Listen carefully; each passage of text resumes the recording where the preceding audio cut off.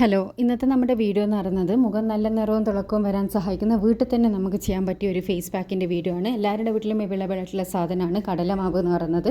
1 table സ്പൂണോളം കടലമാവ് എടുക്കുക. അതിലേക്ക് നമ്മൾ കസ്തൂരി മഞ്ഞൾ ആഡ് ചെയ്ത് കൊടുക്കുക. ഇല്ലാന്നുണ്ടെങ്കിൽ വീട്ടിൽ തന്നെ ഉണക്കി പൊടിച്ച മഞ്ഞൾപ്പൊടി ആയാലും മതി. പുറത്തുനിന്ന് കടയിൽ നിന്ന് വാങ്ങുന്ന പാക്കറ്റ് കമ്പനി പൗഡേഴ്സ് യൂസ് ചെയ്യാണ്ടിരിക്കുക.